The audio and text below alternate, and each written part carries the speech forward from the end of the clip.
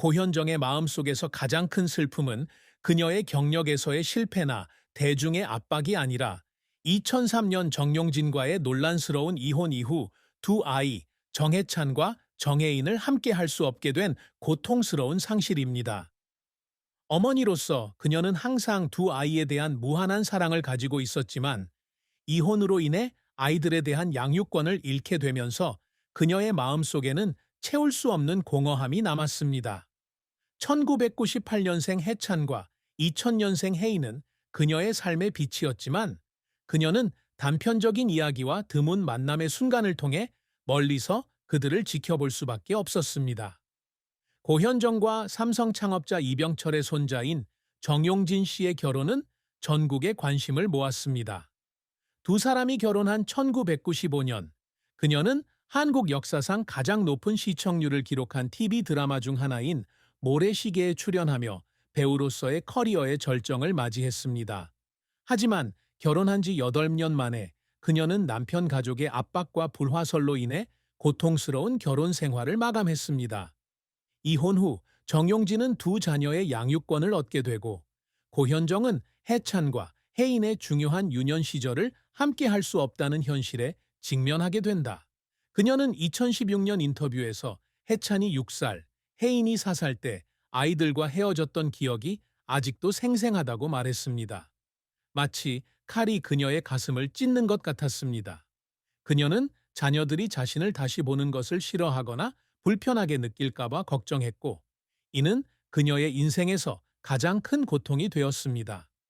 고현정이 대중의 비난과 루머에 직면하면서 이러한 슬픔은 더욱 깊어졌습니다.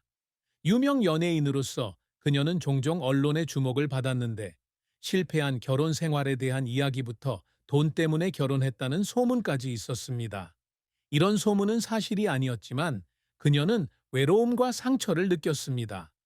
그녀는 어느 날 TV쇼에 출연해 아파트에 혼자 앉아 시청자들의 사랑을 받을 만한 사람인지 고민하는 날이 있었다고 말했습니다. 완벽한 여배우의 이미지를 유지해야 한다는 압박감과 아이들과 헤어져야 한다는 아픔은 그녀가 오랜 세월 짊어져야 할 짐이었습니다.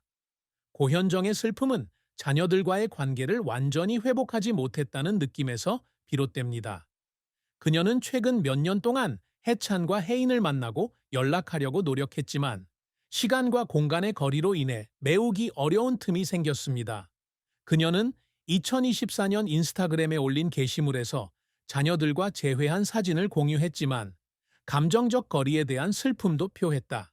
그녀는 항상 자녀들이 행복하기를 바랐지만 자녀들이 예전처럼 그녀를 필요로 하지 않을까봐 두려웠다고 썼습니다. 이 말은 간단하지만 수백만 명의 팬들의 마음을 울렸고 고현정이 스타일뿐만 아니라 치유될 수 없는 상처를 지닌 어머니이기도 하다는 것을 보여주었습니다. 결국 고현정의 슬픔은 그녀의 정신 건강과도 관련이 있다. 이혼 후 그녀는 우울증을 겪었는데 그녀는 방향 감각을 잃고 주목받지 못하는 자신이 누구인지 확신할 수 없었습니다. 그녀는 자신을 치유하기 위해 심리 치료를 받고 많은 심리학 서적을 읽었지만 아이를 잃은 고통은 그녀의 삶에서 떼어놓을 수 없는 부분으로 남았습니다. 저는 슬픔과 함께 사는 법을 배웠어요. 그녀는 한때 이렇게 말했습니다. 하지만 아이들을 껴안고 울고 싶은 날도 있어요. 간단히 말해서 고현정의 가장 큰 슬픔은 아이들과 함께 할 수 없다는 상실감, 대중의 압박, 그리고 정신건강 문제입니다. 이런 슬픔이 그녀를 형성했고 그녀는 행복의 모든 순간을 소중히 여기고 끊임없이 치유를 추구하는 사려 깊은 여성으로 성장했습니다. 고현정의 경력은 30년이 넘는 세월 동안 빛나는 정점과 어두운 골짜기로 가득 찬 여정이었습니다. 1989년 미스 코리아 진으로 데뷔해 한국에서 가장 높은 급여를 받는 여배우가 되기까지 그녀는 엔터테인먼트 산업에 지울 수 없는 흔적을 남겼습니다. 성공과 실패, 그리고 그녀를 울게 만든 순간들은 결단력과 재능, 그리고 감성으로 가득 찬 고현정을 만들어냈다. 고현정은 1989년 미스 코리아 대회에서 준우승을 차지하며 연예계에 데뷔했다. 뛰어난 미모와 1.72m의 키로 제작진의 눈길을 단번에 사로잡았다.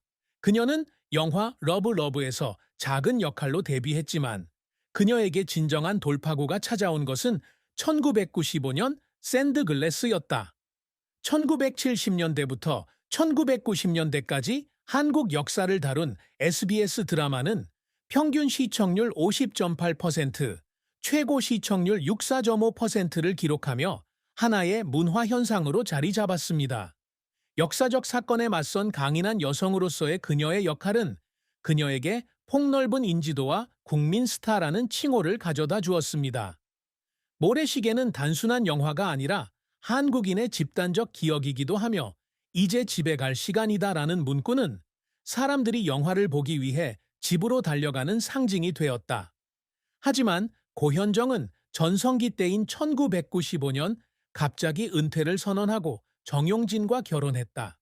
당시 가장 유망한 여배우 중 한 명으로 여겨졌던 그녀는 이 결정에 충격을 받았다.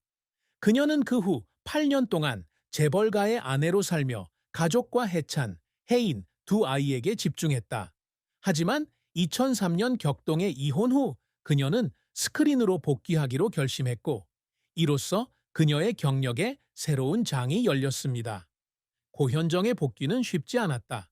8년간의 공백 기간 동안 그녀는 연기력에 대한 의심과 재벌가의 전처라는 꼬리표 때문에 받는 압박에 직면했다. 하지만 그녀는 What's Up Fox에서의 역할을 통해 자신의 재능을 증명했습니다. 2006년 그녀는 로맨틱 코미디로 복귀했다. 그로부터 3년 후 그녀는 한국 역사상 가장 유명한 인물 중 한 명인 선덕여왕을 연기한 영화 선덕여왕 2009로 큰 성공을 거두었습니다. 이 드라마는 40%가 넘는 시청률을 달성했고 MBC 연기대상에서 대상을 수상했습니다. 이 역할은 그녀를 다시 최고의 스타덤에 올려놓았을 뿐만 아니라 그녀를 당시 한국에서 가장 높은 급여를 받는 여배우로 만들었습니다. 2010년 고현정은 한 여성이 한국 최초의 여성 대통령이 되기까지의 여정을 그린 정치 영화 빅싱에서 자신의 재능을 계속해서 과시했습니다. 그녀는 이 역할에서 강인함과 연약함이 공존하는 복잡한 캐릭터를 연기해야 했고 뛰어난 연기를 선보이며 SBS 연기대상에서 또 다른 대상을 수상했습니다. 빅싱은 상업적으로 성공했을 뿐만 아니라 심오한 스토리텔링으로 찬사를 받았으며 이는 그녀가 텔레비전의 여왕이라는 지위를 굳히는 데 도움이 되었습니다. 고현정은 드라마 외에도 영화와 리얼리티 TV에도 출연했다. 그녀는 홍상수 감독의 Woman on the Beach와 Like You Know It All과 같은 예술 영화와 6명의 여배우가 자기 자신을 연기한 반자서전적 영화인 Actresses에 출연했습니다. 2012년 그녀는 액션 코미디 영화 미스 고 미스 컨스피레이터에 데뷔해 빅스크린에서 주연을 맡은 첫 번째 작품이 되었습니다. 이 영화는 큰 성공을 거두지는 못했지만 그녀가 안전지대를 벗어나려는 용기를 보여주었습니다.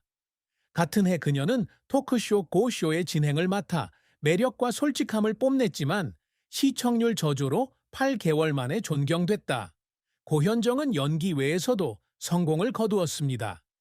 2011년에는 고현정의 피부결을 담은 책을 출간해 자신의 피부 관리 비법과 건강한 생활 철학을 공유했다.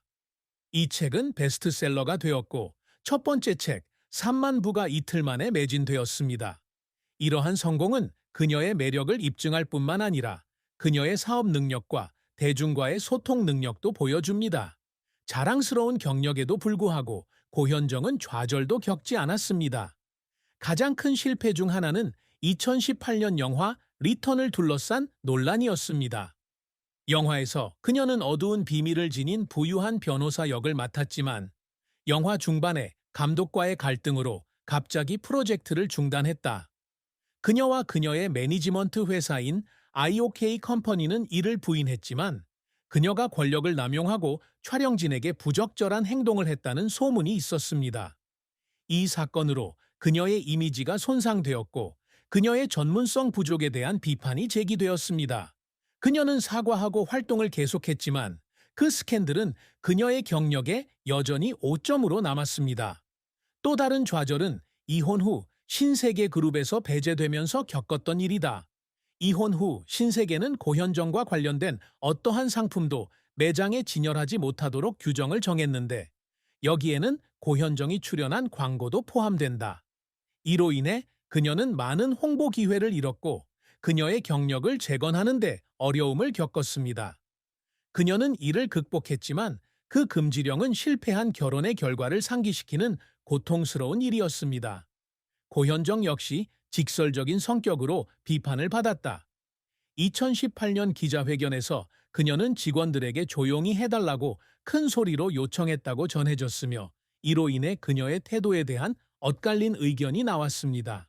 그녀는 그것이 오해였을 뿐이라고 설명했지만 이 사건은 그녀의 성격에 대한 논란을 불러일으켰습니다. 일부 팬들은 그녀의 솔직함을 좋아하지만 다른 팬들은 그녀가 자신의 감정을 더 잘 통제해야 한다고 생각합니다. 고현정의 경력적 어려움은 촬영장에서의 수시간의 연습뿐만 아니라 그녀가 자신을 극복해야 하는 순간에도 기인합니다. 그녀가 울었던 순간 중 하나는 선덕 여왕으로 대상을 받았을 때였습니다. 그녀는 이 역할을 준비하기 위해 수개월 동안 역사를 연구하고 연습하며 강력하면서도 인도적인 여왕을 연기했습니다. 상을 받기 위해 무대에 섰을 때 스포트라이트가 비추고 관객들이 박수를 보내는 가운데 그녀는 행복과 안도의 눈물을 참을 수 없었습니다. 그녀는 이 상이 그녀의 복귀에 대한 증거이며 어려운 세월을 보낸 후 그녀를 믿어준 사람들에게 주는 선물이라고 말했습니다. 그녀를 눈물 흘리게 만든 또 다른 순간은 빅싱을 마쳤을 때였습니다. 여성 대통령의 역할은 긴박한 정치적 상황 속에서 복잡한 감정을 표현해야 하기 때문에 큰 도전입니다. 촬영하는 동안 그녀는 하루 18시간씩 일하기도 했고 지치는 때도 있었습니다. 드라마가 방영되어 시청자들의 사랑을 받자 그녀는 한국 여성들에게 즐거움과 감,